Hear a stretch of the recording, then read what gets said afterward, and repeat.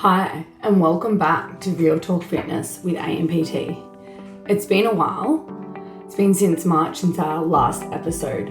I feel like I have so much that I want to share with you listeners out there. I'm thrilled to have you here for some honest, down-to-earth conversations about fitness, nutrition, and building a healthier, stronger you. If you're on here listening and you're ready to cut through the noise and get real about what it takes to achieve your goals, whether it's building strength, improving body composition, or just feeling better in your own skin, this podcast is for you. Let's dive into self-love and self-acceptance. And let's be real, this isn't always easy. We live in a world that tells us we're never enough, that we have to keep proving our worth. And for lots of us, that shows up as people-pleasing. Saying yes when we want to say no. Shrinking ourselves so others are comfortable. And ignoring our own needs so we don't disappoint anyone. A personal experience for myself with this is I love seeing people succeed. And I always put their needs and their wants before my own. As a personal trainer and a life coach, I feel that I care deeply about others succeeding, but I often find myself people-pleasing. So you're not alone. In today, we're going to unpack what self-love actually looks like, why self-acceptance feels so hard, and how we can break free from people-pleasing so we can finally feel good in our own skin. Now, self-love isn't indulgence, it's respect. It looks like setting boundaries. So for personal experience, that's for me knowing that I cannot fix everybody and staying within my scope of practice, not taking on other people's problems as my own because I care deeply about seeing people succeed. This is where setting boundaries is necessary. You want to treat yourself the way that you treat others. That's self-love. Nourishing your body. Train because you love yourself, not because you hate yourself. Eat food that fuels your body. Speaking to yourself with compassion instead of criticism, this is huge. Sometimes the way we speak to ourselves, we would never speak to another human this way.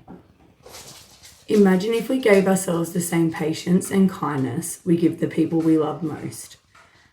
That's self-love in action. You're probably thinking, why self-acceptance feels so hard? We're conditioned to tie our worth to looks, achievements, or how useful we are to others. How often have you said to yourself, I'll be happier when I'm thinner, or when I earn more, or when I'm perfect? Self-acceptance gets blocked because we're constantly measuring ourselves against impossible standards. When we keep waiting for the perfect version of ourselves to deserve love, we never get there. Acceptance has to start here. Now, even while we're still growing. People-pleasing often comes from wanting to be loved, accepted, or safe. Maybe somewhere along the line as children, we learned that keeping the peace or making others happy meant we'd be valued. But here's a hard truth. Every time you say yes to someone else while you're saying no to yourself, you chip away at your self-respect. Look at your self-respect as a bank account. Every time you say yes to please somebody else, you're taking a withdrawal. Every time you say no and say yes to yourself, you're making a deposit. Take a minute and do a check. Is your self-respect bank account in minus or is it in positive? Some signs that you might be people-pleasing. You're saying yes when you're exhausted. You're constantly apologizing for things that aren't your fault. Changing your opinions to avoid conflict.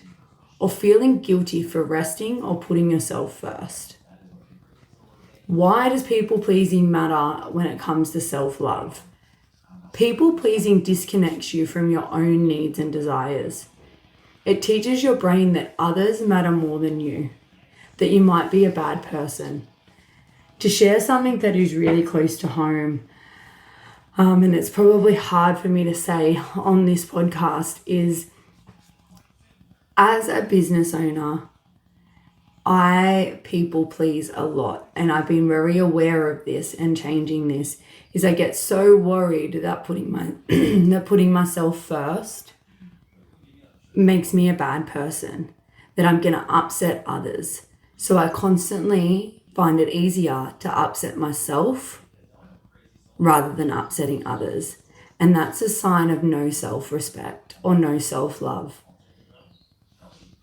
Over time, this leads to resentment, burnout, and a shaky sense of identity. When I realized that I was doing this and the pattern and cycle, now don't get me wrong, it's not easy to break. Awareness is the first part of any change. Is that I realized, who am I?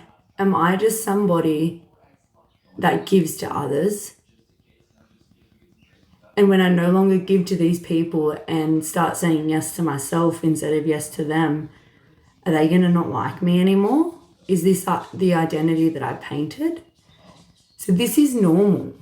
But how to start breaking free? Pause before you say yes. And if it isn't a fuck yes, it's a fuck no. And don't be afraid of disappointing someone. Those that respect you for who you are will understand and respect your boundaries and respect your choices, just like you do theirs. Start small. You don't need to be saying no to big things. This people pleasing that we may have developed over childhood isn't going to change overnight. Reframe from that guilt. This is a huge one for me personally. So I feel guilty when I say no, when I say I can't do something for other people, because I've constantly people pleased my whole life. And I feel that if I say no, these people are going to think bad of me, that they're going to get cranky because I've constantly been a yes man to everybody else's needs but my own. So reframe from this, because it doesn't make you a guilty person. It doesn't make you a bad person. It actually is a sense of self-respect and self-love. You love yourself enough to care for you. Remember that saying, you can't pour from an empty cup. This is filling your cup up. You can't be your best self for others when you're constantly people pleasing.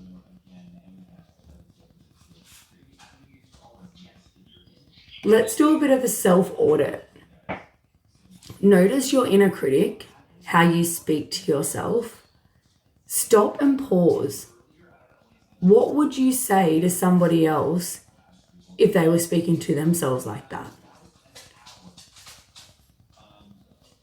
The biggest thing that I found is surround yourself with people who respect your boundaries and encourage your growth, because they love you for who you are. Nobody can love you for who you are unless you love yourself. Self-love isn't selfish. It actually makes your relationships healthier. And acceptance doesn't mean settling. It means starting from compassion instead of criticism. So stop criticizing where you are, who you are, and what you've done. When we stop people-pleasing and start self-pleasing, we show up more authentically as our true self. And the people who truly love you for who you are will love you more for it. So stop doing things because we hate ourselves. Life is too short.